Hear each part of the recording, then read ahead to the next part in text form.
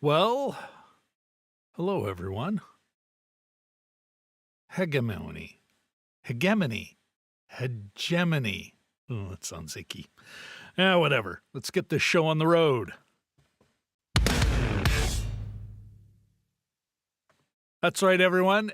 Welcome to another episode of Jim and Rob Overanalyze Movies, the live video podcast for people looking for a deeper conversation about the flicks we're watching today. And we've got a bigger deep dive. Of course, Jim and I recently, we saw Captain America Brave New World. And yeah, I'll put a link to the seed or skip it. I haven't put it out yet, but I'll get it out by this time tomorrow. We were less than impressed, but we really did think that this was a good opportunity for us to talk about the MCU in general and answering the question, is it just propaganda? Is it propaganda at all? Is it just propaganda? What is the MCU culturally? And so I had to do a lot of research for this one, folks. And so in the link, you're going to hear terms like propaganda model, Noam Chomsky, cultural hegemony. That's the way I'm pronouncing it, folks. But I did. I got a ton of resources, video, links to articles, the whole schmear. It's a great place to start if you want to get more into this subject. And yes, especially at this time where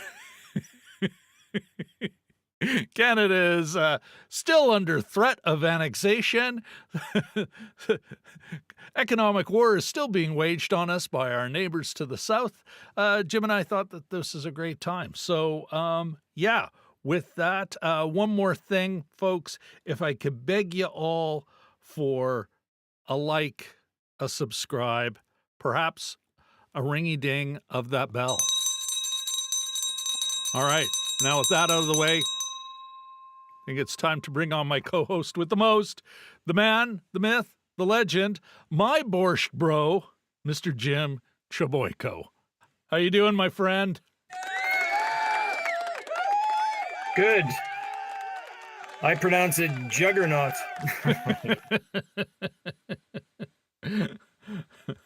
Regardless of nothing, but how are you doing? I'm doing very well. You know, in the grand scheme of things, Jim, while we're under threat of invasion, we haven't been invaded yet. So Enjoy every sandwich, as Warren Zevon said absolutely. after And being diagnosed. But yeah. And as you know, I am a fan of sandwiches. It's one of my favorite travel stories. Is a great sandwich. well, I heard you had a new dining experience the other day. I did, as a matter of fact, Jim. I was recently at an iftar, and that is it is a meal, a communal meal practiced during the month of Ramadan, the Islam festival, and it was a great experience. It was, I mean, I think half the volunteers were Mennonites because, of course, it's Winnipeg, Manitoba, Canada, but they're all involved in some way in peace movements, Free Palestine. Jim, I had the wonderful experience. First of all, I brought some of my wonderful bread, which was, Oh yeah, I I saw dare that. say, Yeah. a hit. I hate- But big hall, the Ukrainian Labor Temple, and oh yeah. I was lucky enough to be sitting beside a Palestinian refugee. He's got a great story. He's a Palestinian refugee by birth, grew up in Lebanon, of course, in a refugee camp. That's where he was educated. Then he describes himself as Canadian by choice. He got his schooling in Lebanon, then he worked in Dubai of all places for 10 years, and then he emigrated to Canada.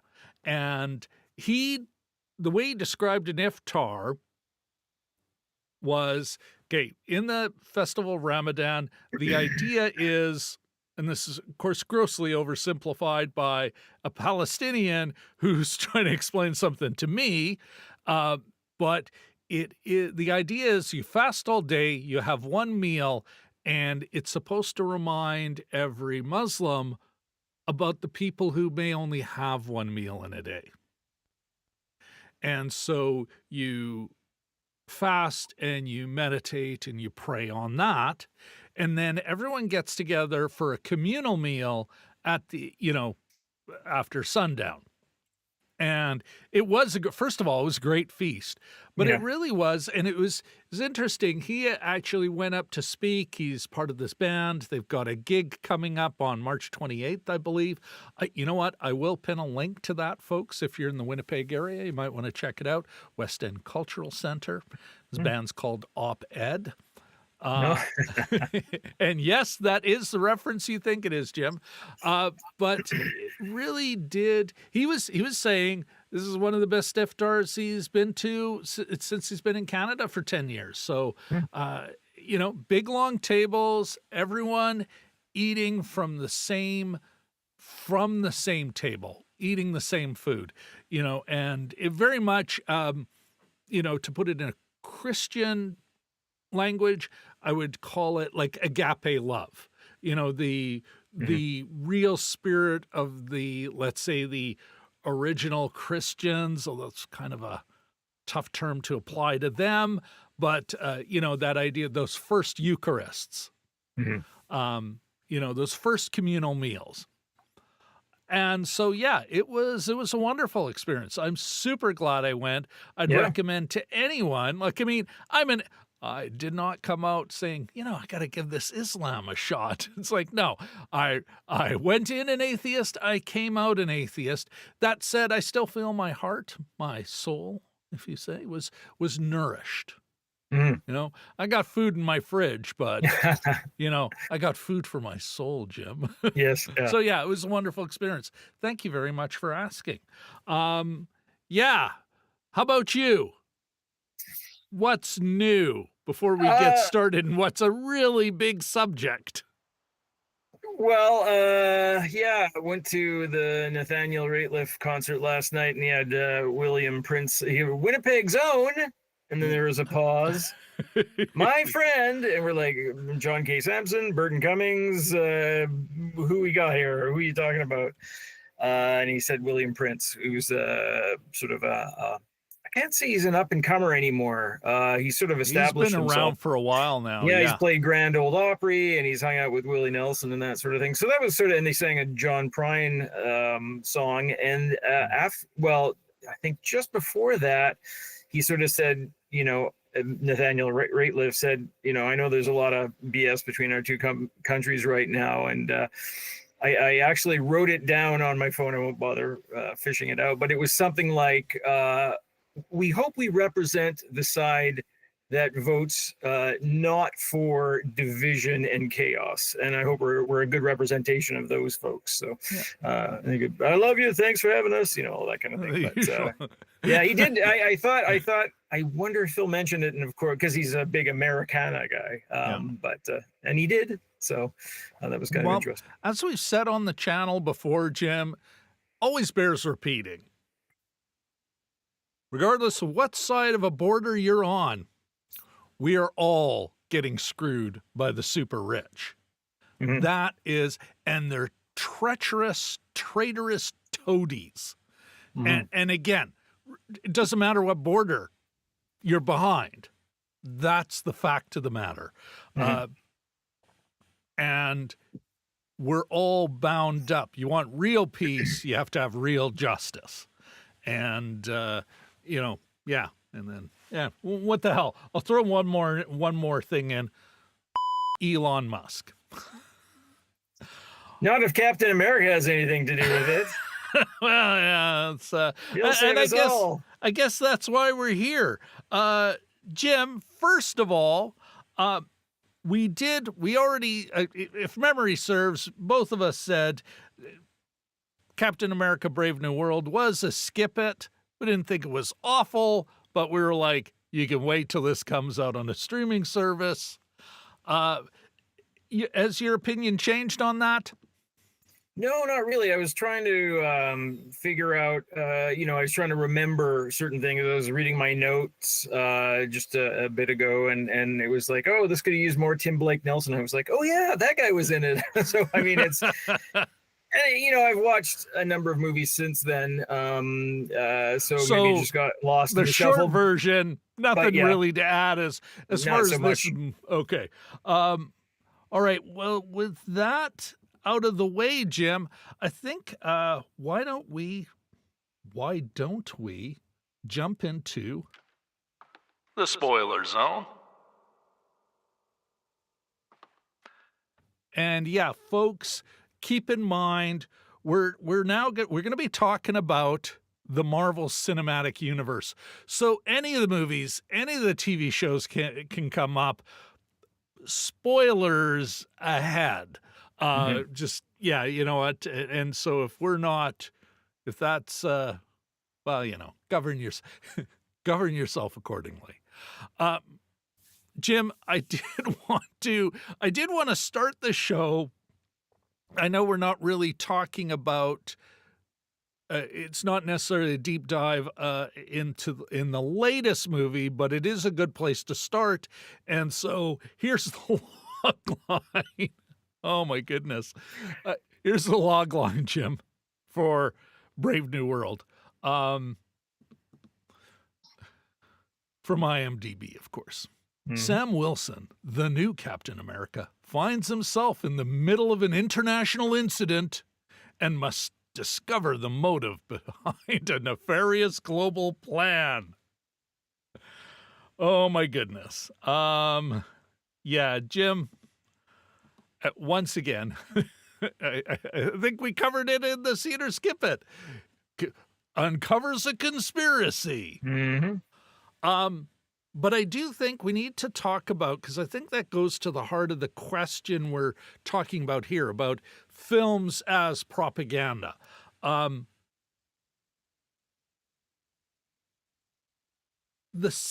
movie starts with them, with Captain America and a SEAL team doing an operation, a covert operation, perhaps, in Oaxaca, Mexico, not New Mexico, but Mexico, and absolutely nothing is said about it. No acknowledgement that it seems the best they can do for the No. supposedly their new world order, their global nonsense in this film is that he speaks Mexican Spanish. I'm not even Yeah. sure if he does it in the film, although I suspect it's accurate, but Yeah.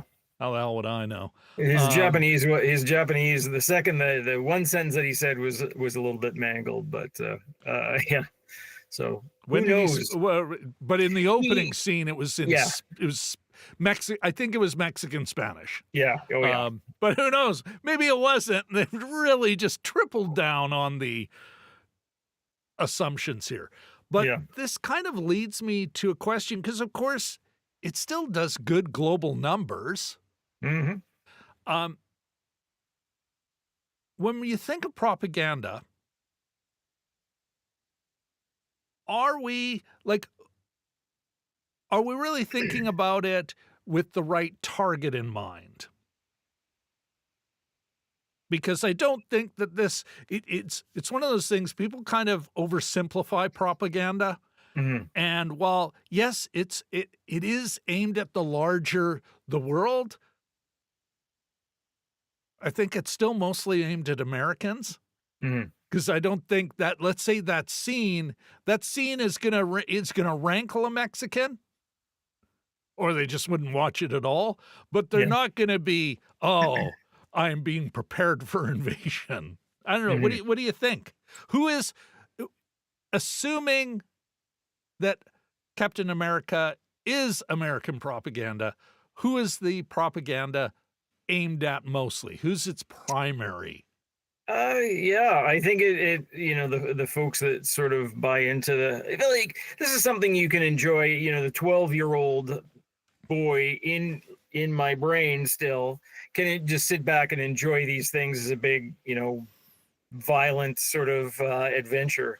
But yeah, when you Can you step answer the question, Mr. no, Treboyko? but I feel like you're avoiding the question. no. But so on one hand, you can enjoy all that stuff. It's when you start to think about it that you're like, okay, that wasn't quite right, and that's this aspect of it troubled me. I think it's probably for the American exceptionalism crowd. Really, it's like I look back at some of the old war comics I read, and there was one called Haunted Tank.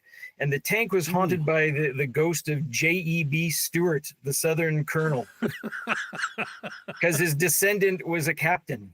This was an actual comic that ran for many years, and I dug it. And at no point, Yeah. I mean, I wasn't very sophisticated, but at no point did I say, "Hey, this is pushing something that I don't know if I sat down to think about it, I would really believe." But yeah, I think they can. I think it's for that crowd. I think it razzle dazzles you, and only when you step back can you say, "Well, yeah, that's sort of doesn't sit right." Yeah. And they don't call it out. They don't call it. We've got an operation in a different country, Yeah. rather. Yeah. Yeah. You know what? I actually think I'm a little more. It is aimed at Americans, all Mhm. Americans, not a specific crowd. Not. I think American exceptionalism is already there. That Yeah. is the base that Captain America, the Marvel Cinematic Universe builds on. It's assumed in its. You and I, outside of the American fishbowl, right? We roll our eyes and kind of compartmentalize it. I don't think we are still being propagandized, Yeah. there's some cultural imperialism, Mhm. but I think its primary target here is Americans, and therefore, and the rest of us, the rest of the world, it's almost like our dollars spent on this thing is Mhm. subsidizing that message. Um, but yeah, go ahead. I was just gonna say, I think there might be like I never identified as an American as a kid, but I always, until very recently, assumed they were on our side. It's almost like a carryover from World War II. We were so Yeah, brought up on stories of the war and the Allies. yeah, So I think by virtue of that fact, Captain America was on our side as yeah, well. So absolutely. yeah, you can sort of cheer for him because he's part of like he's not Captain North America. He is Captain America, but there's a little bit of seepage in there, I The think. West. The West, yeah, You know, yeah. these ideals that you and I were brought up on, Mhm. you know, and I think that's, and this is, for those of you out there who don't, we're going to get more specifically into the propaganda model, Mhm. but I think it's important here now to talk about Gramsci's culture, the idea of cultural hegemony. How do you pronounce it, Jim? I'd say it's like GIF or GIF. I'd say hegemony. Okay, well, we'll go. It We'll just go with rolls it. off the tongue better. But this very idea that we are, whoopsie, that was not intended. Uh-oh. Well, just every now and then. The computer's decided it doesn't like certain things right now, and it's Yes. doing what it's doing. But this very idea that the culture is defined by the folks who are running the show. And not defined like it's some backroom meeting. And I think this is really important. When we think of propaganda, we think of Joseph Goebbels, Mhm. you know, Yeah. and it doesn't quite work that way. That isn't to say there isn't the John Birch Society or Simon Fraser Institute or even the Canadian Centre for Policy Alternatives on the left wing. There are these places that are actively pitching an idea of the world we live in. But no matter what, it all sort of the benefits of that hegemony, the folks who really get to define it, the big gatekeepers, are at the top of the pyramid, not us peasants at the bottom. Mhm. And I think so. Let's say American exceptionalism, something you and I were raised on. You know, everyone in the West was. But especially Americans. Mhm. This is one of those things, again, not conscious out of the State Department or something, No. but it is part of that supporting that idea. Mhm. And I think you really see it in the MCU. You'd mentioned earlier, Jim, you've been watching other movies since. I know I have MCU movies. I watched the Captain America, the First Avenger. I watched the first Iron Man again, Oh, you yeah. know, and it's like there is a thread of, let's say, a thematic thread through all of them, even though they sort of have a faux tension, you know, Mhm. in should this weapon be held outside of the government or should we have some sort of deal with the government? One of the common things is the government is not good. Mhm. You know, the government's the bad guy, which I think is one of those messages, part of that hegemony, that idea, that super idea, which really serves those at the top, you know, Mhm. the moneyed interests, the owners of our society, you know, and we see that, I think, even in, you know, things, Civil War or, I- what is it, Winter Soldier? Isn't Mhm. that where really more very, was it Winter Soldier? Yeah, with a deep state. Robert Redford Yeah, yeah. plays like a behind the scenes guy, shields a secret organization, flying aircraft carriers that could shoot anyone. This is like Yeah. Marjorie Taylor's space laser bull, Yeah, you yeah. know? Um, so yeah, I, again, it's not, I'm not saying that they're consciously thinking about this at Disney.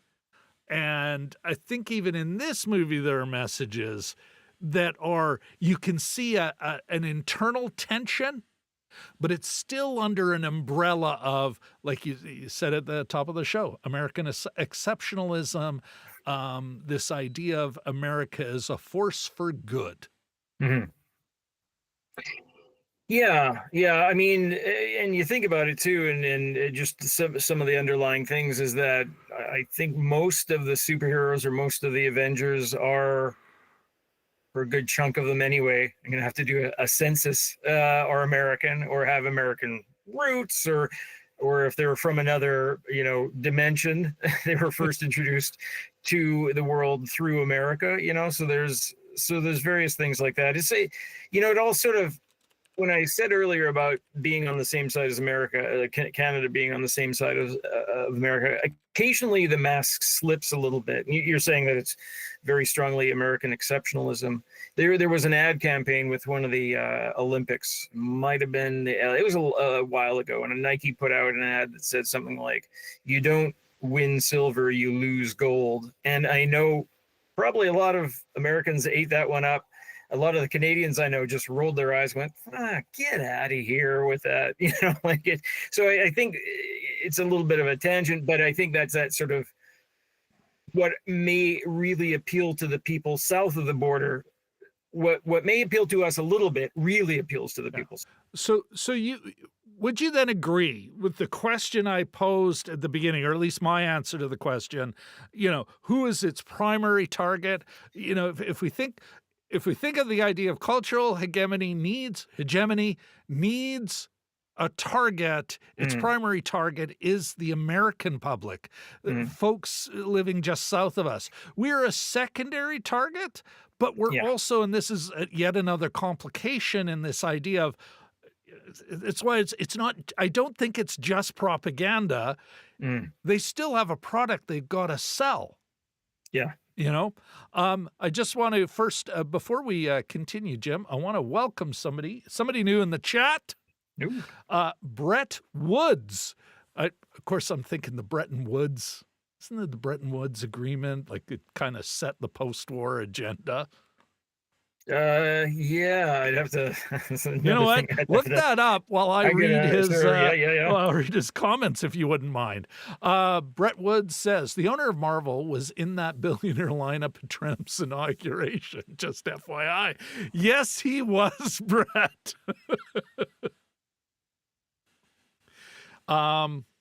He does make a comment about the world/foreign markets. Assuming Brett, you're south of us. You're an American. Easily to translate into different languages. You're absolutely right. Like it is a product as well. It's not just here's some poster messaging straight out of World War II, the Ministry of Public Information. These are products. They have to make money, because a lot of money goes in them. So it's not just as simple as, and some of these messages are they go over borders a lot easier. I got the Bretton Woods system of monetary management established the rules for commercial relations among 44 countries, including U.S., Canada, Western European countries, and Australia after the 1944, Bretton Woods Agreement. Okay. And that took place in 1944. So. Part of establishing the post-World War II order, which is now being blown up by a maniac. Brett, if your Brett Woods is some sort of deep cut reference, hats off to you, sir. And if it isn't, who cares? Thanks for chiming in. And yeah, you know what? Feel free to expand on that world/foreign markets idea. I might be getting it wrong, and we'll keep an eye on that.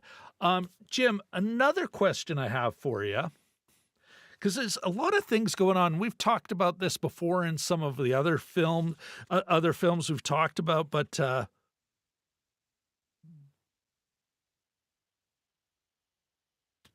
is the MCU at its heart nostalgic?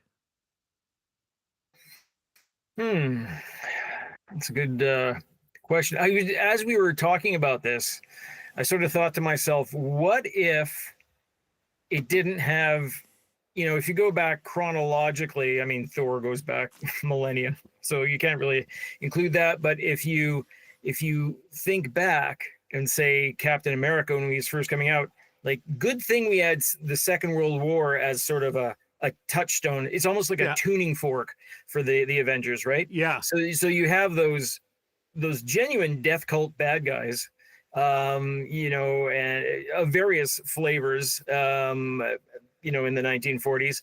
And so that was a you know, a righteous foe to be fighting against, Yeah. right? And you look at the first Avengers, like Yeah. in that film, they're multicultural-ish, Mhm. you know? I Yeah, mean, yeah. behind the American shield, but, you know? Yeah. No, so I mean, you start off from a righteous place, and then you take all your cues from that, I think. And so perhaps it's a bit, if it's nostalgic, is it nostalgic for the Second World War? I wonder. Well, You know, and I think back, and I still like that first Captain America movie, and the, you know, after they beat the, you know, he beats the Germans and rescues the prisoners, and they were the marching super back, and Nazis. yeah, but they're marching that one of those initial Because battles. the I think in actual Act Two. Nazis weren't evil enough. They had to have a Yes, super level. yes, exactly. Not enough of a death cult already, but Yeah. Let me pitch this to you. And of course, folks watching at home, we do have some viewers.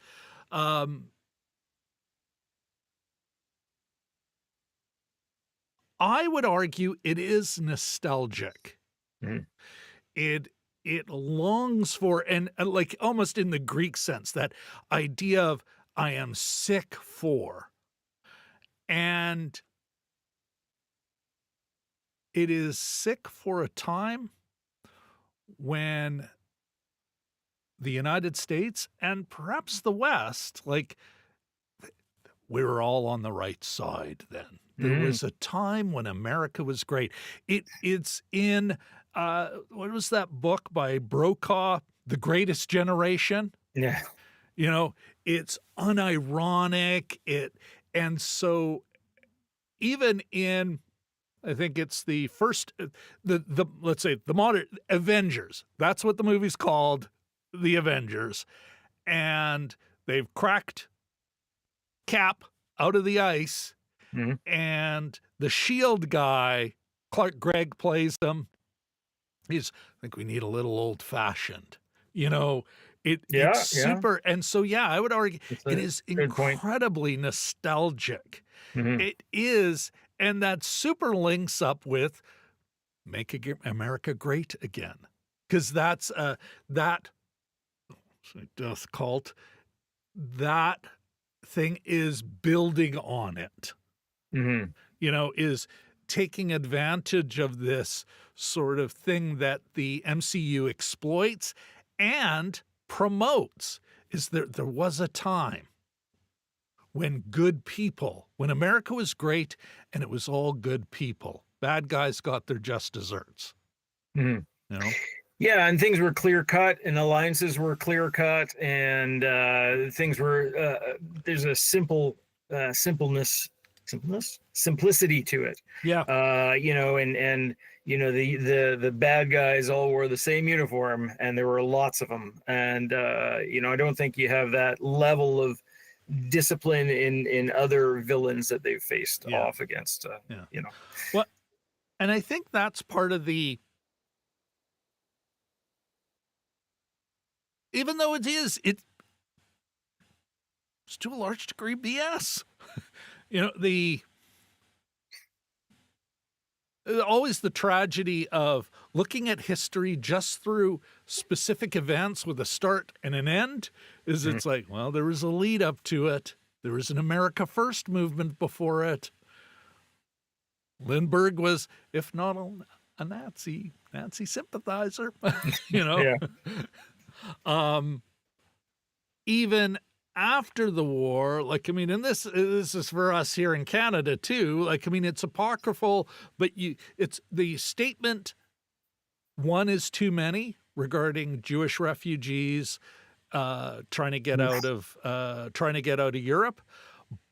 But it definitely showed in the Canadian government's behavior towards Jewish refugees after the war, after we knew what happened. It's like, well, wait a second.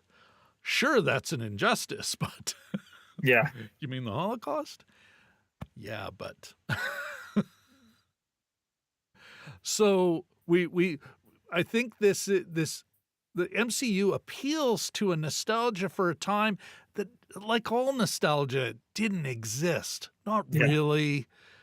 Nothing was that clean cut. No. You know, don't get me wrong, I'm making no excuses for those militarist in Japan of the time, but there is something to be said for their criticism, because you can be wrong and right at the same time.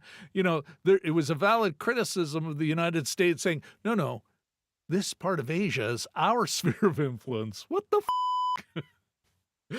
Not saying it should be Japan's. Yeah. Which is what Japan was saying. It's like, listen, we're the superiors here. What? Yeah. Nihon, source of the sun. Yeah. I mean, that's really what it means. Yeah. That thing up there, yeah, that's ours. That's our work.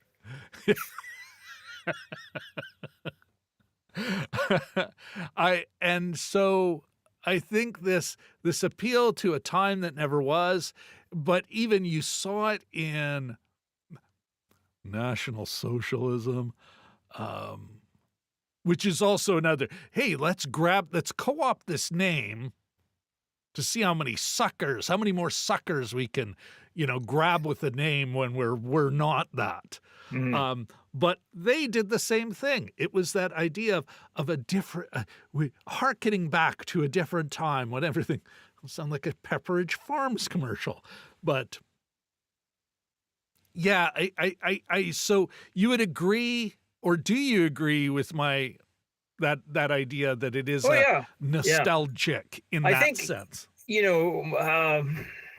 Nostalgia is a funny thing. It was something that I'd not really I thought it was just a sweet little notion that you maybe miss things a little bit, but it can get pretty poisonous, and it does mean a sickness, right?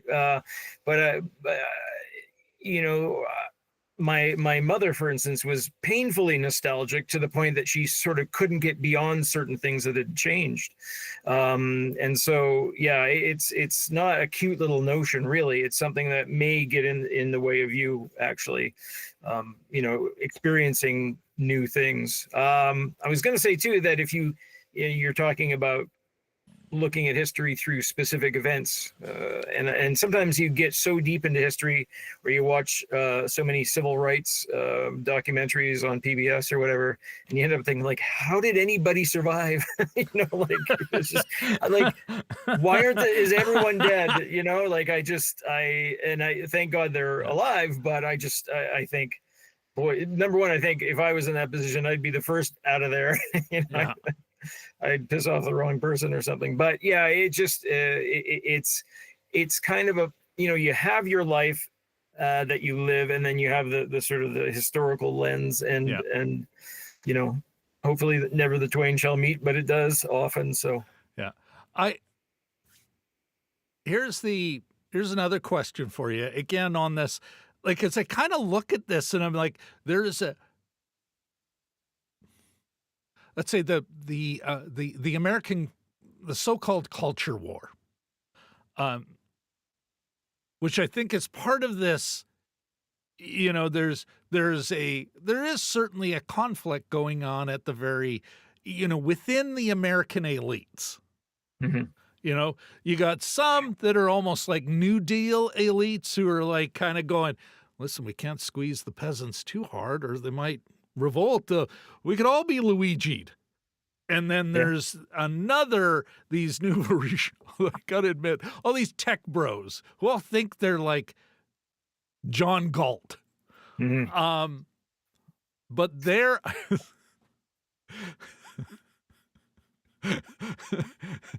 if I remember the podcast name, I'll put a link to it no matter what, but they're house cats who all think they're lions. They've never actually had to survive in the wild, but they all think they could.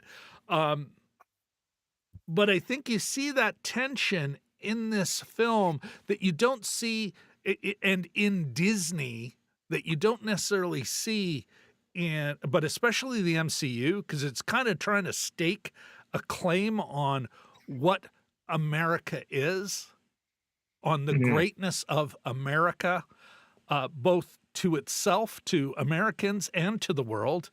But there is a conflict within the United States on what is that exceptionalism? What is that greatness? And I think you see it in this where you don't see it in Netflix. Netflix doesn't care. It's like, you're a racist. We got something for you. I mean, I've made this argument before, but I'm making it again, Jim. Sure. There goes our Netflix show. Actually, no. I'm going to say Netflix wouldn't have a problem with this. Because, again, Netflix is like, it doesn't care.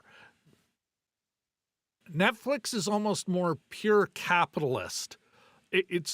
Can we make money? We have a segment of our market that doesn't like capitalism. What can we sell them? They still need television. How do we keep them? They bought a Netflix subscription because they like to be entertained. Yeah. We can give them some stuff so they stay on. What can they watch while they're tie-dyeing their shirts? Exactly. Yeah. And at the same time, they're also, hey, oh, you're a nasty bigot. We got something for you too. We got crazy crap. We've got, I just want to be entertained. We've got nonsense for you that'll numb you out. We've got it all. Whereas Disney, I think, is in a bind because it was born at a time when a lot of these brands were defining American culture, were defining that cultural hegemony, both internally and externally. And so Disney, I think, still sees itself in part as, because everyone can buy their own BS. It's like, well, but no, we're a part of what makes America great. And so, and you see a bit of that struggle and a bit of propaganda within this latest film, Jim. I don't know if you remember it, but it sticks in my brain. There is the guy who'll become the Falcon. So you got the new captain. Yeah. Sam. Falcon guy. Can't remember his character name, but Hispanic. Yeah. And they are going to a president they can't stand, can't trust. Obviously, I shouldn't say obvious, but reasonable to read him as maybe not a Trump stand-in, because the guy's too smart, but definitely Trumpian in some respects. Joaquin Torres. Thank you. But they're like, and they convince another guy, another black man who's been screwed by the system. No, come to the White House. We get a seat at the table. It's like, and I'm just like, oh, you dumb f***s. It's like, always window dressing. Yeah. But I don't think that's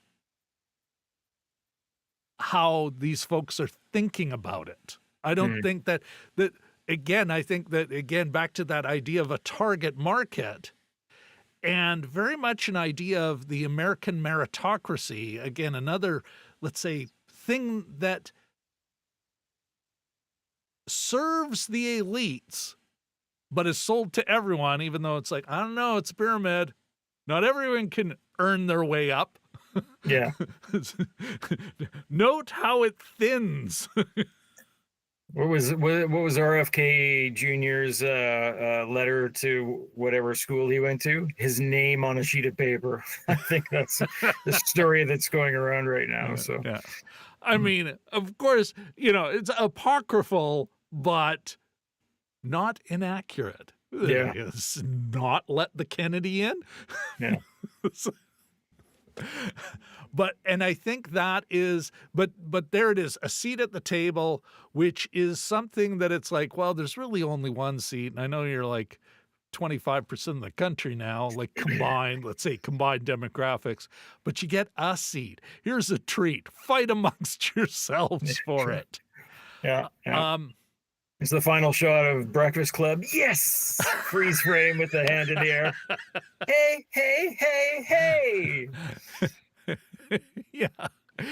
Well, exactly. Oh, Brett Woods is in the chat. Oh, Brett deserves something Some for this. sound effects. He says they should have made it the Orange Hulk. Nice. Nice, Brett. Very, very nice. Many thanks, sir. Good one.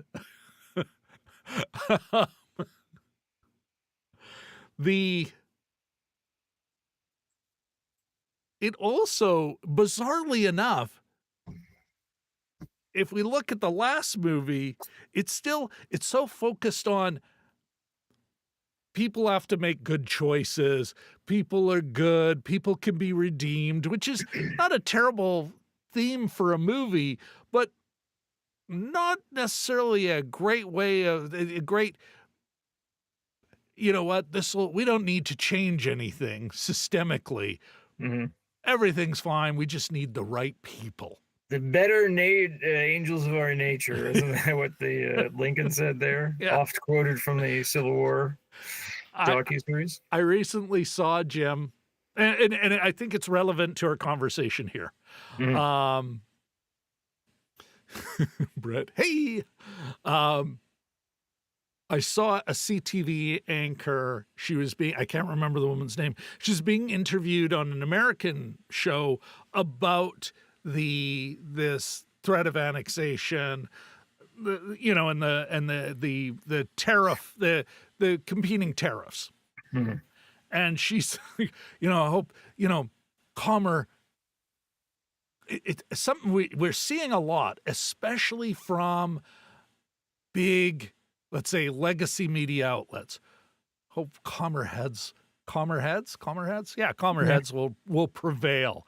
Mm-hmm. And all I can think of is, oh yeah, sorry, but oh you dumb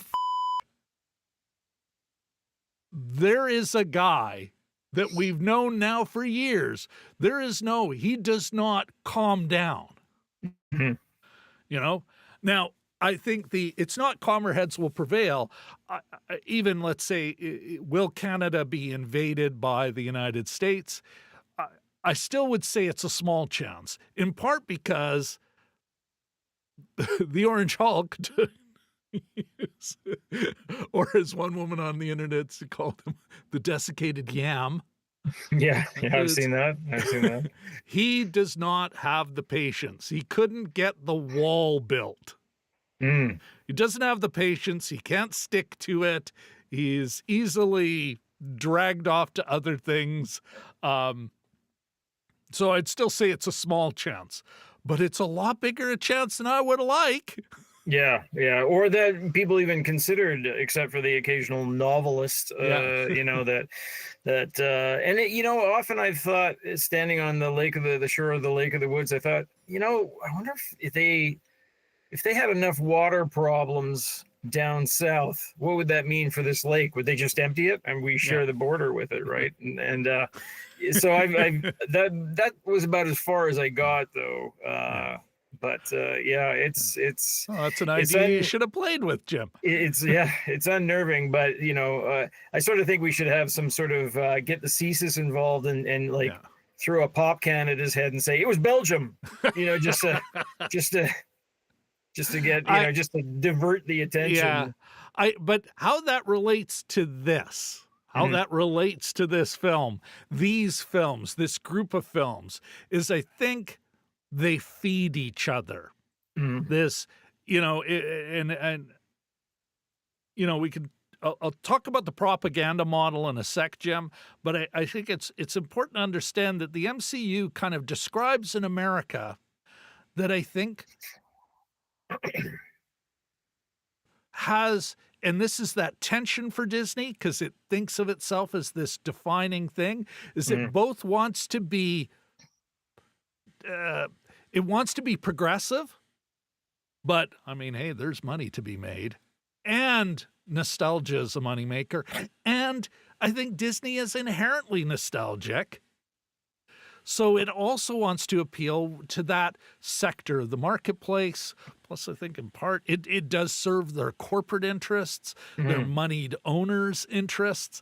So you get this weird tension of, and the best it can do is some mushy, well, you get a seat at the table, and good people, even the Red Hulk. And folks, again, I remind you, you've been in the spoiler zone for a while. Yeah. Of course, the Red Hulk, I can't remember the character's name, but of course he's Ross. played by, thank you, Ross. He calms down and he turns himself in because he's a good man at heart. You know what? That is not, I'm not saying it never happens, but let's say people who strive for that level of power, that is not in their nature. I mean, you work around elected officials. Yeah. I've worked around a lot of them, even at the small scale that we live at, Jim. It's like, yeah, they're all megalomaniacs. It's just the current occupant of the White House takes it to a whole new level and has attracted all these ding-dongs. Anyway. Yeah, no, as far as my work, I say nothing. My way of day. Well, and the other thing too is just like, good thing the Avengers had World War II to sort of feed off. Good thing that for the President Ross character, what if he didn't have a daughter that wasn't speaking to him? I mean, what would the leverage be then? I mean, yeah, it would have. There would be no bargaining. Right, and that's sort of the one thing that turns him around. And yeah, I mean, thank God for kids. Yeah, Saved no, it. I not sure where. Sorry, lost my train of thought there. I was answering a question in the chat. We've got Crimson Loftwing 2000. Wow, now that's a handle. That, my friend, is a handle. It says, what Captain America are you talking about? The movies or the people? Steve, Sam. We're talking about specifically the characters in the Marvel Cinematic Universe. We're not, although we may refer to comics on occasion, it really is that our focus is about the Marvel Cinematic Universe. So the jumping off point was the latest movie, but we've been sort of going back and forth talking about, the Captain America through the ages there and maybe a bit how it's changed. Yeah, no, thanks for adding that, Jim. Brett Woods, this movie has many problems with it. You can only polish a turd so much, but it's still a turd no matter how clean you try to make it. Yeah, it's not great. Yeah. What did you say in the See It or Skip It, Jim? I wasn't, okay, there were a number of... No, how did you describe it? It just didn't, there's no emotional engagement. No. There was... Oh, but there was it was a movie shape. Yeah, it was movie shaped, shaped like a movie. But there was a lot of things that didn't ring true. Like and whether or not, I mean, people can sort of quibble, but I don't think the president's supposed to have a cell phone. If he was having a freak out, the Secret Service would have gotten to him earlier. These kinds of things. Yeah. Like the battleships with their tight formation that make it easier for them to attack. And you know what? I still, like I said in the See It or Skip It, the only reason that's bugging you, Jim, is in no way were you ever connected to the movie or the story. You know, at the end of it, at no time did I go, oh, what will happen? Or, oh, I hope nothing happens to him. Or, oh, I hope he's okay. Or hope she's all right. Never once. Never. Didn't care about anybody or anything. It'll sort itself out. I'll read about it in the paper in the morning. Well, I'll find out soon enough. And then, at least there's coffee and Timbits afterwards. Yes. Yeah. No, I mean, there was just at no point was it engaged. And even one of the big scenes, one of the big set pieces with the battleships and the missiles. I thought, these guys are getting that fast. Like, I don't know how fast a missile travels, but they're aiming at things and trying to shoot missiles down. And I just thought, again, that's you're not connected to anyone. No, exactly. Well, it's because I mean, every Marvel, none of them make sense. None of them can survive that kind of inspection, except that the first Avengers movie, you're connected to a character that you liked. Yeah. That you sympathized with, that had a pretty clear story, even like, and it's interesting how they continue to struggle with it. That Tony Stark was clearly an avatar for Elon Musk and everything Elon Musk represented when these movies first came out back in the aughts. Yeah, 2009, 2008, 2009. Where people thought he was a good guy doing good things. Yeah. And that, again, it goes to the heart of the struggle for, the struggle within the series. I mean, well, let me ask you this, Jim.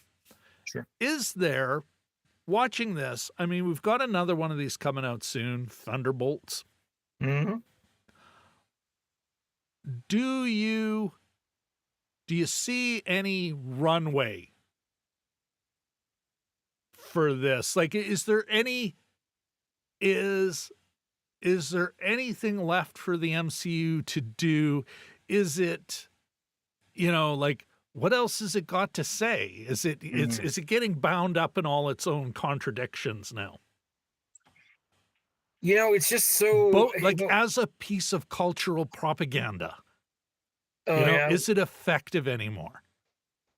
It's part of the thing is it's so vast now. Like, in order to properly research for this, we probably would have had to watch, I don't know. There's more than there's 25 movies now. Some of them have more to do with, our subject tonight, and the TV shows, others, and the TV shows, yeah. So you would literally plus the have cool to watch which I like, the what ifs. 120 hours of programming. But it's just so vast. I think if Thunderbolts were to work, it would work as sort of as the English say, taking the piss out of it. The whole thing, the whole setup, Deadpool. So irreverent. Yeah, hopefully finding their own way to go about it. I've often thought of this in terms of the Avengers movies, especially the two with Thanos there. Just quickly, Doctor Who had, at the end of David Tennant's run, there was a several episode series that went on over the course of a couple of years, where the Doctor is one of his rivals, sort of imprisons the Doctor. Yeah. And makes it. And so what he said to his sidekick, his helper, Martha Jones, he said, do this. And what, he sort of whispered into her ear. And what the operation was, is that he said he had a magic gun or something to this effect. I haven't watched it in a while. And there's 4 pieces of this gun scattered around the world. And she's got to connect with all these people to find the pieces of this gun, to put this gun together in order to take care of the rival. And at the very end, she gets all the pieces together, and Doctor Who says, really? Did you think that was what it was about? This whole MacGuffin thing? Yeah. It wasn't about that. It was about establishing the network. It's about getting the people to all work on one project, even if it was BS. Yeah. And so it was beautiful. And, because the Doctor doesn't solve anything with violence, as opposed to the MCU, where they just slug each other for 20 minutes. He uses his sort of his brains and various other things. But I thought that was sort of a really good, almost an antidote to the Avengers series there, and quite clever and pre. It was sort of an anti-MacGuffin thing, but it was, pre the big movies there. Yeah. So very interesting, though. You know what? There have been some interesting things now filling in, almost like a speciation, you know. For those who are fans of Uh-oh. evolutionary theory. This conversation's getting wider. But, well, first of all, Brett brings up a great comment. The time that these heroes were created was a different period in time. They are dated IPs. Oh, my most hated reference. But he is right. They're dated. He feels Fantastic Four is doing a good thing by making it in the world of the comics as they originally, or they're picking an earlier period of time. And they've had some experience with it. They played around with it in WandaVision. And yeah, I think as far as the product goes, yeah, I agree with Brett here. I think that is probably, one of the best moves. I think Thunderbolts is going for the another move they can make is these smaller characters that are smaller. Well, yeah, no, like side characters that are rough around the edges, but not necessarily so bad like the Suicide Squad, where it's like, aren't you all terrible human beings? Yeah. And it plus allows you to expound also, and maybe fill in some of the blanks a little bit, gives the writers finding maybe a bit more of space within this world that we're all really familiar with now. I think Loki was, but I think Loki, I'm going to put Loki in a different level. Loki is the thing that pops out of a machine that is like a mirror. It's criticizing. It is critiquing this propaganda. It's got Andor vibes. Yeah. And I think there is room within it. You've got meta commentary, but there might be some room still within the normal, such that it is the normal MCU. And I think Thunderbolts is going to try and find that. Here, we're a bit of a mess, but we're still a found family, all that stuff. Like, it's interesting. They're, going to turn to characters that one of the reasons I liked Black Widow was not so much as always, the ridiculous story. They're like Bond movies, for crying out loud. Yeah. An ever crazier, weirder, more diabolical secretive villain. But the family relationships and her journey, that Black Widow's journey there, her arc there, I really enjoyed that. Got me here, got me caring about these characters. Yeah. So I'm actually kind of looking forward to that, even though it's still part of this propaganda. And I think, and you know what, Jim, I'm going to put up on the screen, but thanks for that comment. Yeah. Like I'll say this, that I've never been a Fantastic Four guy. Heck, I've never been really that into any of these comics, but I am looking forward to that Fantastic Four. Jim, I want to put this on the screen. Let me see if I can't. Sure. Let me make it all big and fancy. All right. This was, I never did get the separate video out, but had this chat with this woman. Started out as an argument about will Marvel make its money back on this mediocrity that is Captain America Brave New World. It won't. Of course, it might hit its budget mark, but then you've got to really double it. You got to factor in the prints and advertising cost, even though nobody makes prints anymore. You still have to work that out. And then I of course, chimed in with I'd add, we owe nothing to Disney. They don't get to assign to us, because that was the guy at the very top was, thank you to everyone who understood the assignment scene. Go see this film. And I'm like, doesn't mean that and I've said it before, Jim, I just despise it. But then Angela Mayer, one of those pronunciations I'm hoping is right. She goes, "That's not what understanding the assignment means. The assignment was to support a movie with a black lead. The studio has nothing to do with it." And I think, Jim, this is my final pitch on the MCU is propaganda, is part of cultural hegemony. Here's a treat. A black lead, and this is the mission. And I'm thinking, for there are first of all, if we're just talking about movie and seeing movies with black leads, I mean, we've seen a bundle of them, Jim, this year that have just been beautiful films, beautiful stories, affecting. They have some, working class perspective, I mean, geez, and of course, top of mind is Nickel Boys, folks. If you haven't seen it, check it out. That's an assignment for you. Understand this assignment. Yeah.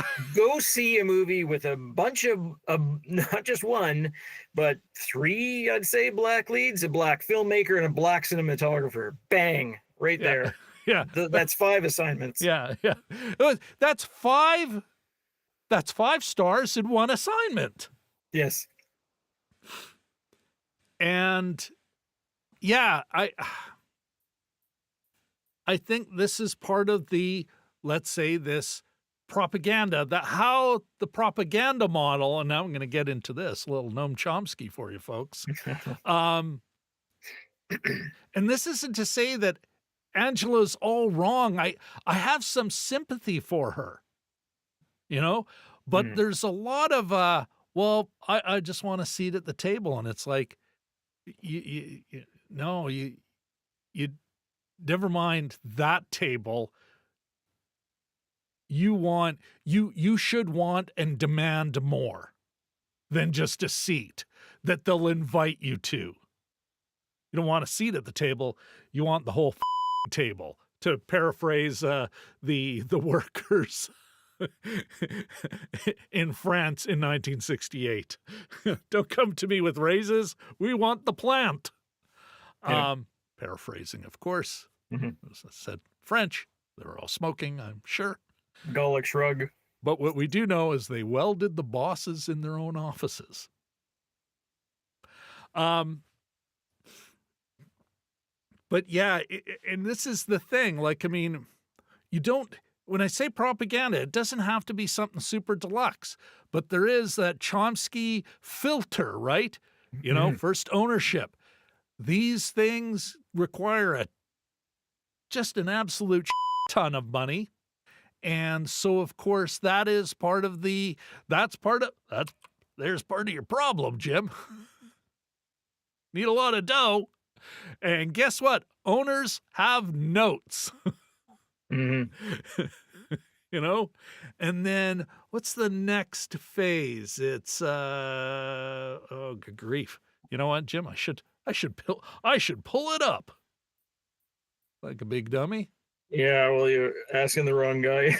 Yeah, no, I actually, you know what? I just didn't have it ready on the fly, but I do actually have a graphic, if I can find it. Yes, I do. There we go. All right. Okay, let's go back to the minor.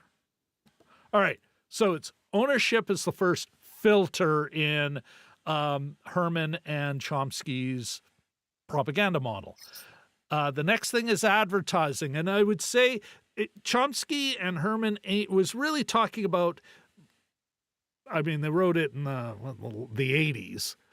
They first came up with this model. They first wrote manufacturing consent. So, of course, it was aimed at what we would now call legacy media or mainstream media, the media at the time. But I think it applies to film as well. It is a product. It needs to be sold. And so who you're selling it to has a say. and that's the exhibitors and all those other folks. That's not us in the audience yet. We are. We are not at the top of this list, Yeah. Jim. I'm not even sure we're at the bottom of it. But advertising. Then, of course, sources. That is very much a media thing.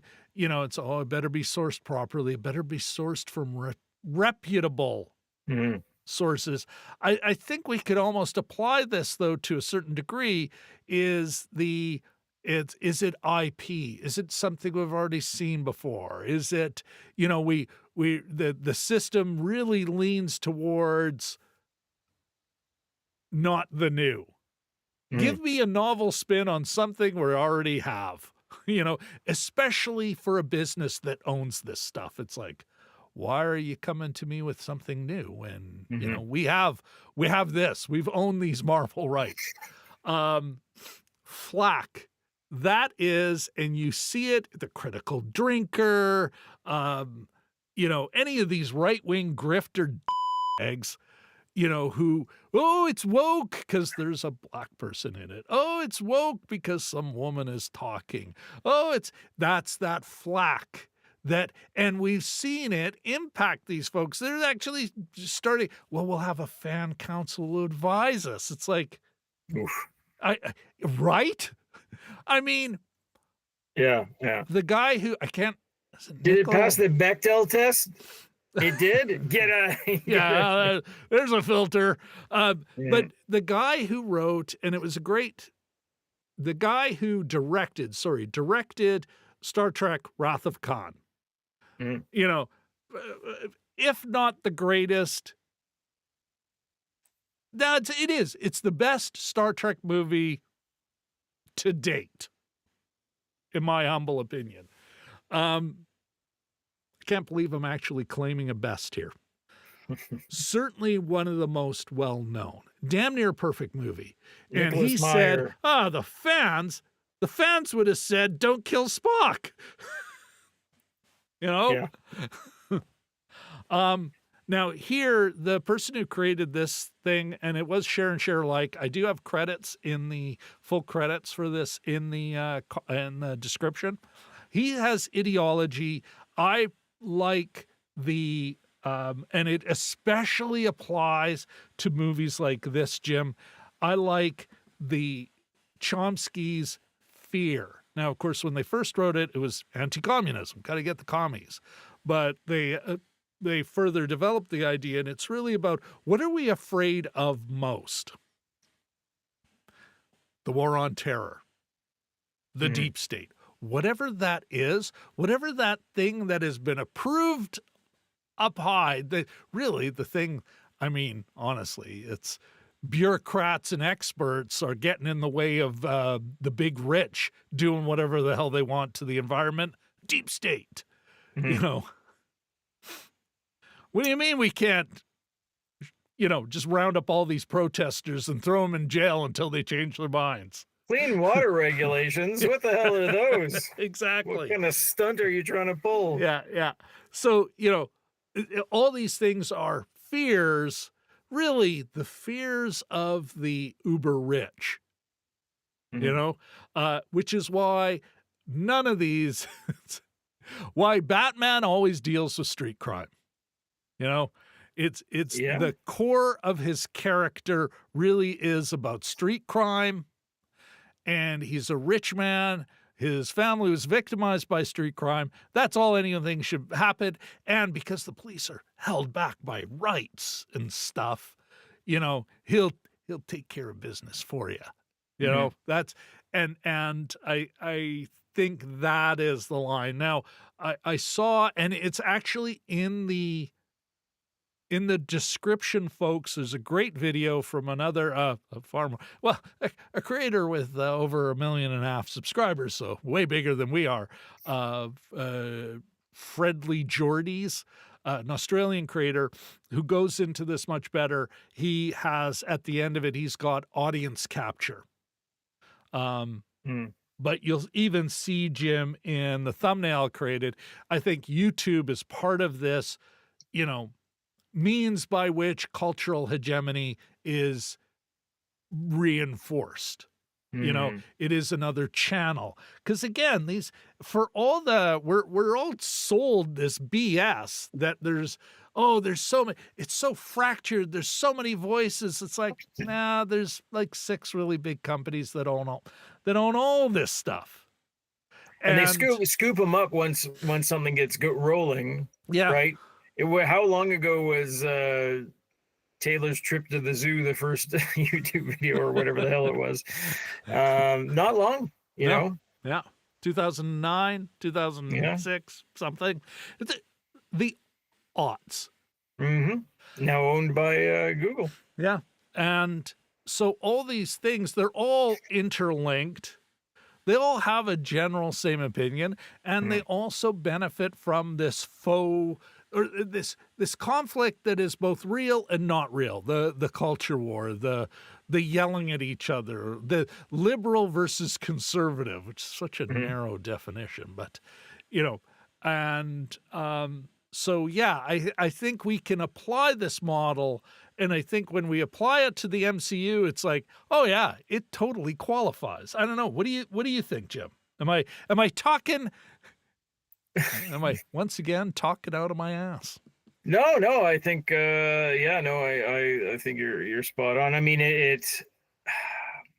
I you always you get these stories of, and I sort of wonder now, there was trouble, wasn't there, with some of the MCU productions, with directors and stuff, and sort of mid-project, maybe before filming, director was replaced, and I sort of have to think, boy, I wonder if they were as on board as the powers that Uh-huh. be wanted them to be, and if they've sort of if they've bought in, if everyone's on the same page. The last couple, this new Russo brothers movies out, and it's not getting great reviews, and it's been a while since they made a Oh, Marvel movie, but I sort of wonder if they've sort of lost their Jim, way too.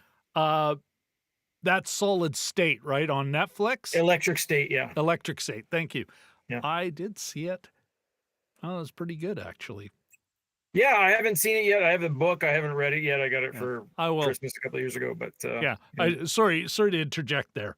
Um, what are but Well, it's coming back to getting what mixed you're reviews, talking but yeah. about with directors and that, are you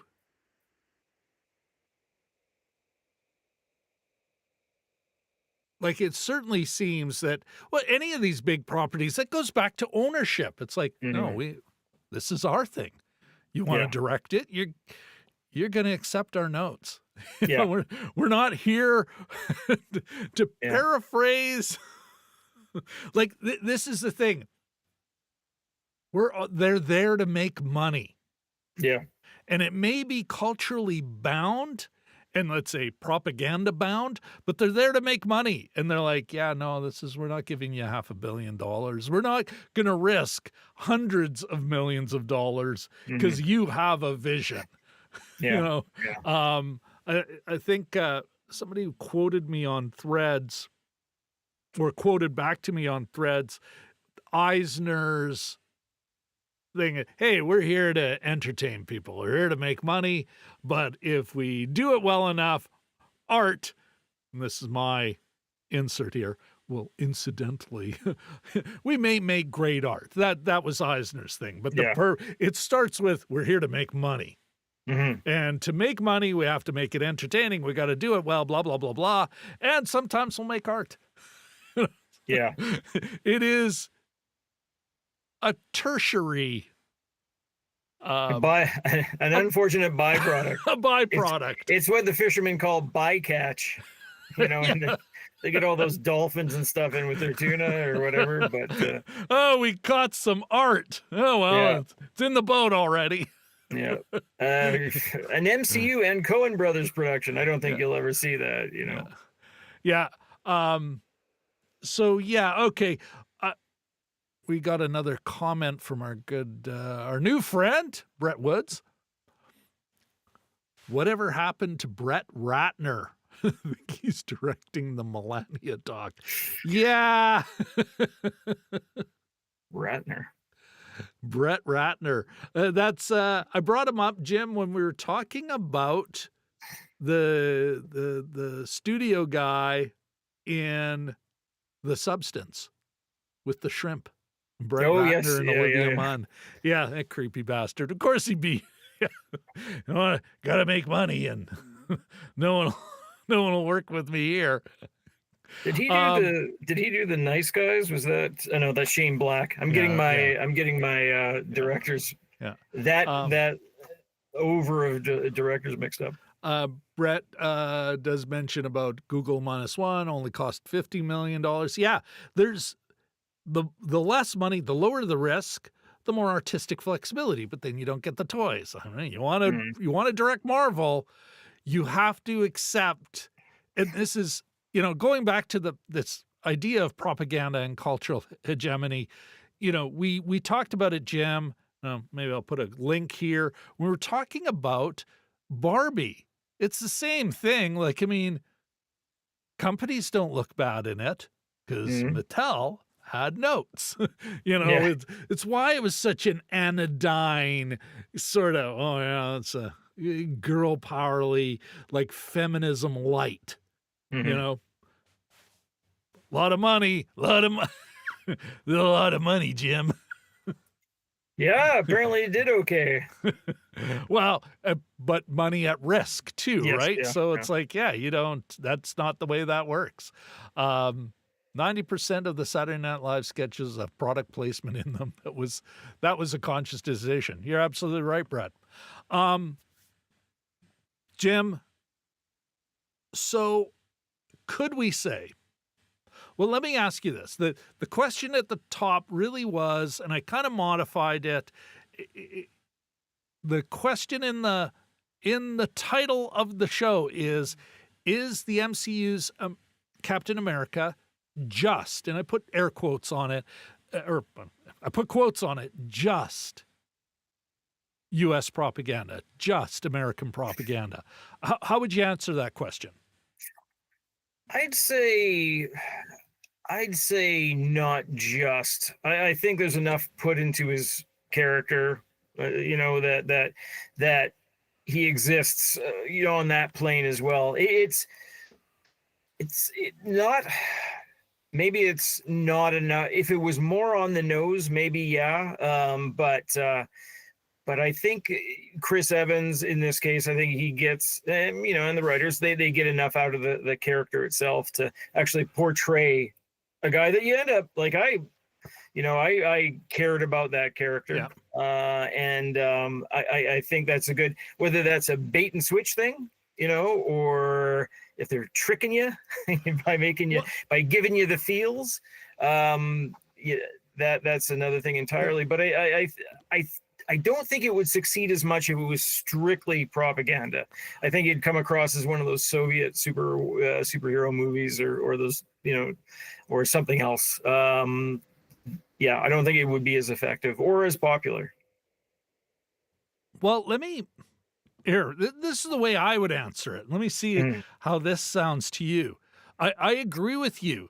If it was just, let's look at it on one level. It's just propaganda, mhm. which, some people kind of knee jerk say, oh, it's just propaganda. It's like, yeah, you know what? Some of those movies are really good.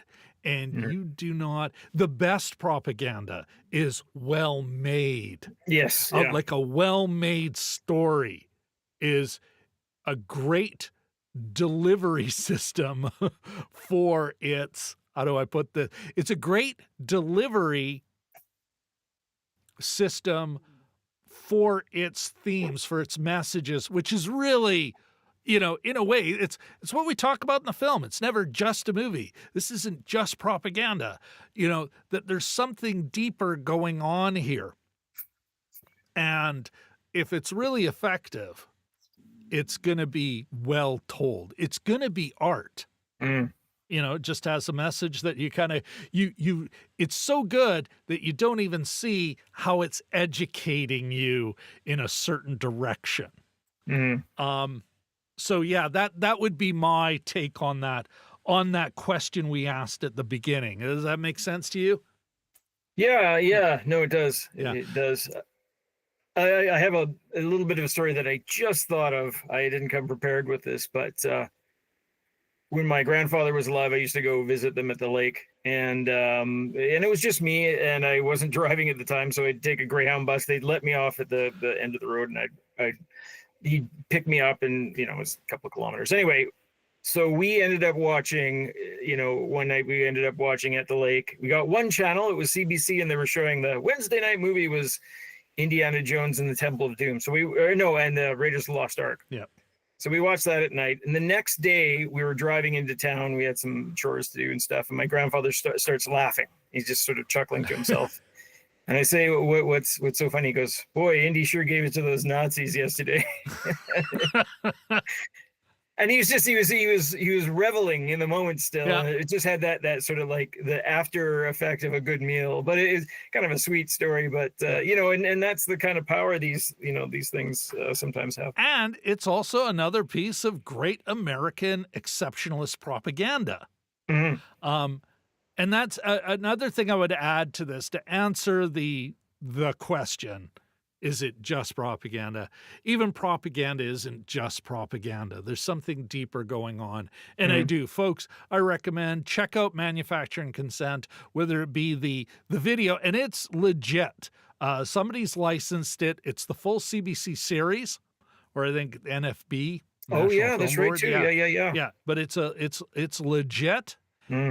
So check it out. Link down below. Got videos on the propaganda model, video on Gramsci's theory, or let's say the very basic building blocks of Gramsci's ideas behind cultural hegemony, which he wrote while he was in prison. Because, of course, not just the Nazis, but the fascists in Italy, Mussolini, let's go get the communists. So he was writing this stuff while he was in prison, a prison stint that, because he was in there for years for, being a communist. He died shortly after they finally let him out, I think at 37, a few months later. Yeah. Yeah, it's interesting that it's a dynamic, that it's not just, smoking cigars and going, oh, what are we going to sell these peasants this time? Although some of them are, like you look at Lipman and they really do have a terrible opinion of us all, us peasants. But there's other dynamics. There's money. There's artists want to make something good and something they feel is true, but there's also who gets to do it, because ownership, there's two levels, right? You want to be at that level to, make films, to be a director, to be a writer. Yeah, you're always, and I haven't figured out the metric, Jim, but to jump into our social nutrition checklist for a second here.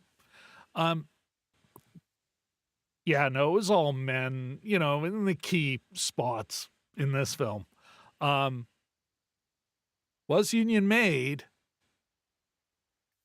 I don't think it passed the Bechdel test. It certainly doesn't have a working class perspective.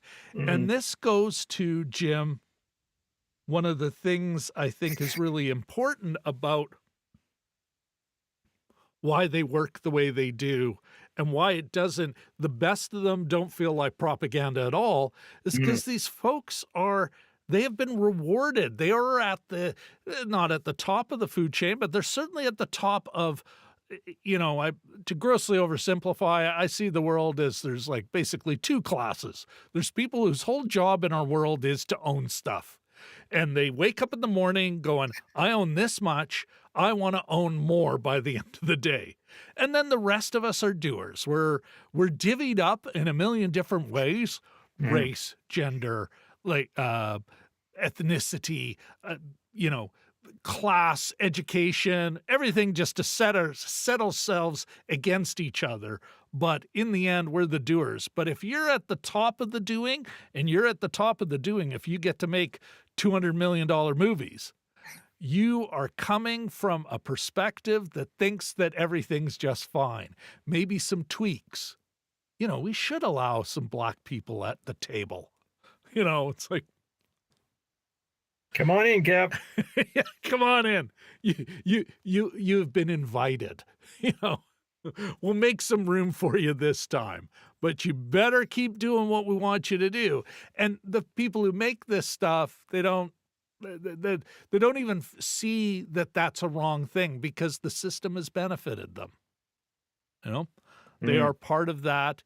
They're not at the tippy top of the pyramid, the cultural hegemony pyramid, but they're somewhere here, and they're going, no, I don't know what your problem is. I earned my way up. I earned my spot being born in a family who could afford to send me to a good school. I earned. Yeah. Anyway, folks, Jim, I think it is time to get into final thoughts. Sure.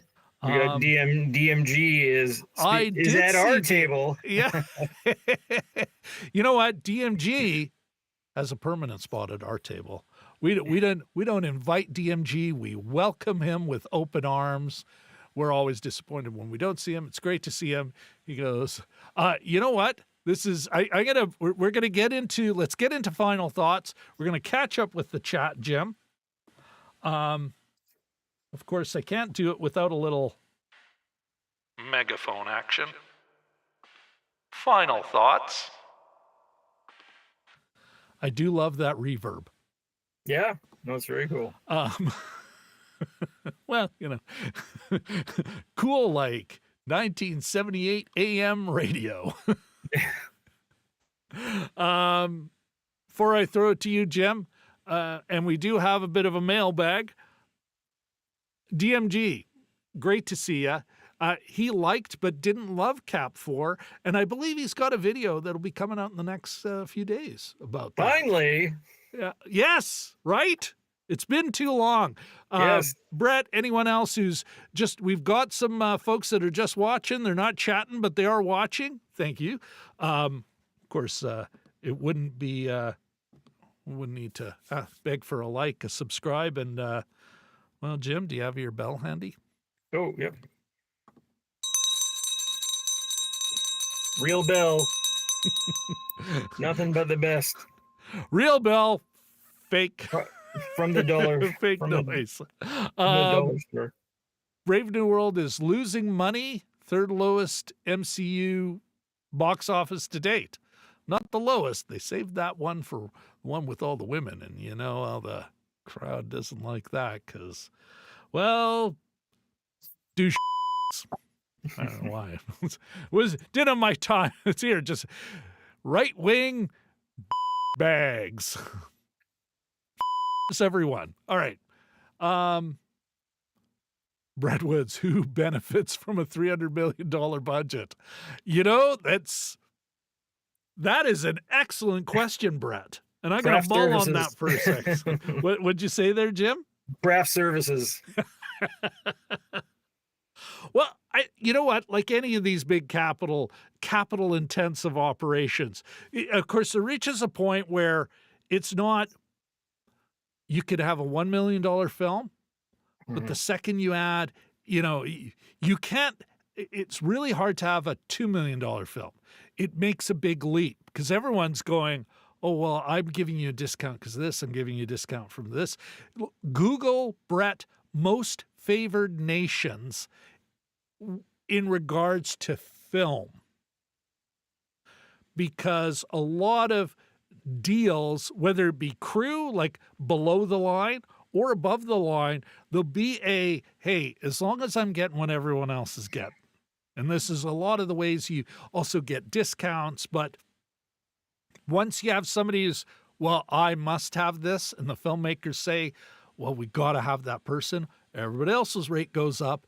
So the $1 million movie suddenly is $10 million.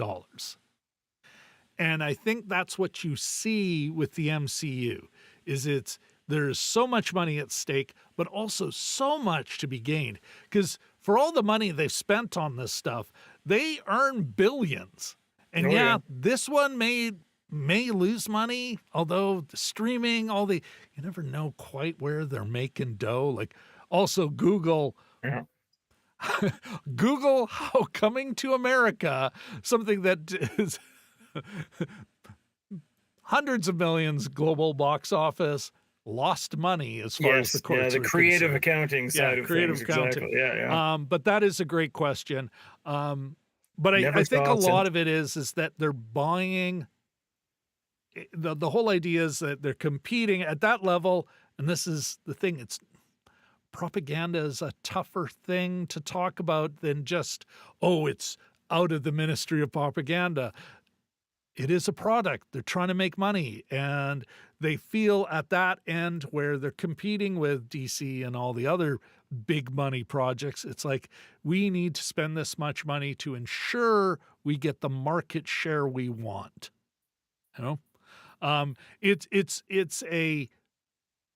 I'm not sure it's accurate. I think just making a good movie will ensure that you make your money back, but it's the only way they think about it. These are the same yutzes who think AI is going to fix everything. Yay. Idiots. Yeah. Okay. DMG says, should have done their own Red Hulk Thunderbolt Ross flick. Sam Wilson gets lost in this film. Oh, that's an interesting idea. And DMG, best Marvel solo films are all about the central hero. Great insight. President Ross, the thinker, isn't really a nemesis to Sam Wilson. Wasted opportunity. Yeah. No, that's do something on the Red Hulk.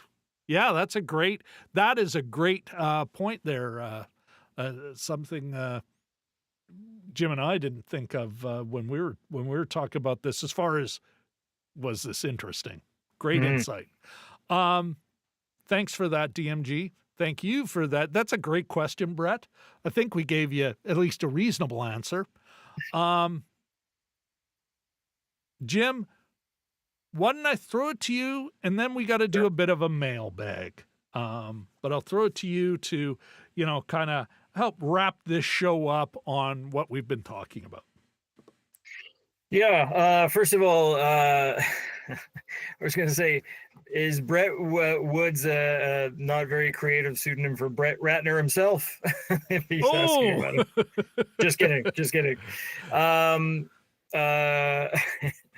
But I was thinking, just during our conversation, this didn't come up before in my preparations, we're talking about, who's actually crafting this propaganda. And I was thinking back just quickly to the Coen brothers, which I mentioned earlier, Barton Fink, and they get John Turturro, who I believe is a novelist in it, an aspiring novelist, and they get him to write or a screenplay writer. They get him to write the treatment for the wrestling movie that becomes his big sword of Damocles that he doesn't want to do, and is the sort of the impossible task. So, it's when you're asking if it's just propaganda, well, people use their skills with this as well. Like the writers are writing up a storm, and they do when it's done well, they're doing a good job at it. So it's just kind of an interesting, I just sort of thought about Barton Fink when we were talking about that. No, that's a great note, Jim. For myself, I think, you know what, Jim, I think I've said my piece on this subject, at least for now, although I suspect I'll be referring back to the show and some of the concepts we've talked about already in here. Mm-hmm. I think I might even create my own modified propaganda model for films, for entertainment films, riffing on work of actual real. I mean, we're crying out loud. Chomsky won a Nobel Peace Prize, didn't he? Or a Nobel Prize for something. Yeah. Well, anyway, I can look that up. But apparently, the confidence of middle-aged white guy on the internet knows no bounds. Yeah. I think I can add to it. We do have, though, Jim, we got a mailbag. we have a mailbag. Oh, yes, yeah. We got one comment here, and this is actually from a longtime subscriber to the channel, Louise Julig, and let me see if I can't kind of adjust this so we can see it well now. While you're doing This is that, going to be difficult.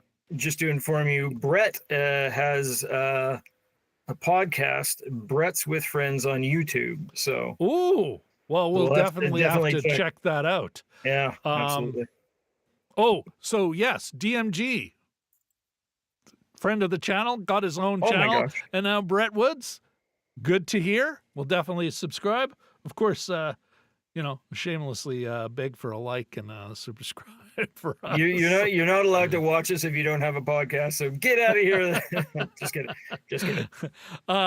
Jim, Louise, she had a really extensive question, really extensive comments. Holy crackers. She mentions you specifically right at the end, talking about how you should see the Florida Project. But one of the main things, of course, there's a lot going on in her comment here. And we may even have to come back to it. But one of the things she mentioned for us, she's a little surprised we didn't talk about male gaze. And I got to admit, I'm like, I thought we did. Yeah, I thought we did too. But maybe we didn't really focus on it. But 100% agree with Louis. The thrust of her comment about male gaze and this film is that it doesn't have that. And I would highlight two things I think she also talked about. Sorry, folks. This is Nora that we're talking about. Yeah. Oh, thank you. Thank you very much, Jim. Yeah.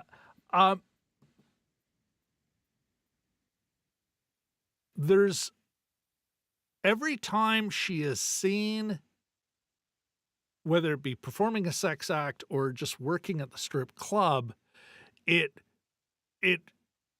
feels real in whether in a kind of creepy and sad way in the strip club, because it's always just kind of, unlike Farja's work in, say, Revenge or the Substance, where it's like, wow, that's it. And she's using that gaze for a different purpose. Here, it's like, yeah, that's a real woman's ass, all right, and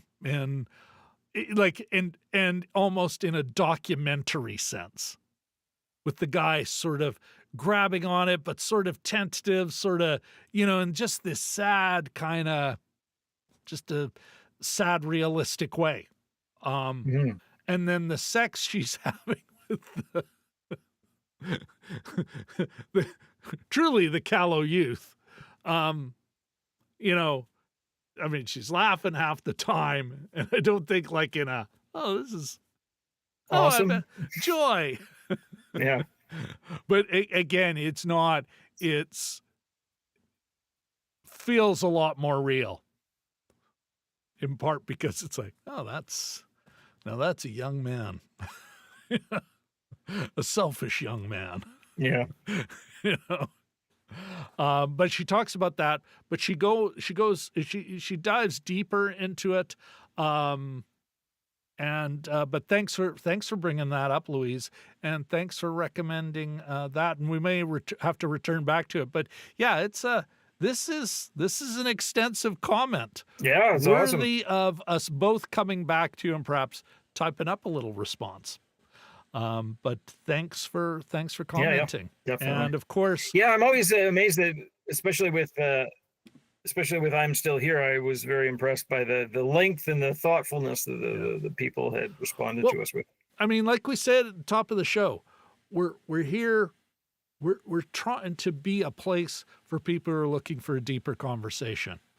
And I want to, emphasize, if you're catching this on the replay, feel free to share down below. We want to hear it, because that's how we all learn a bit more about the film and how it's working on us all.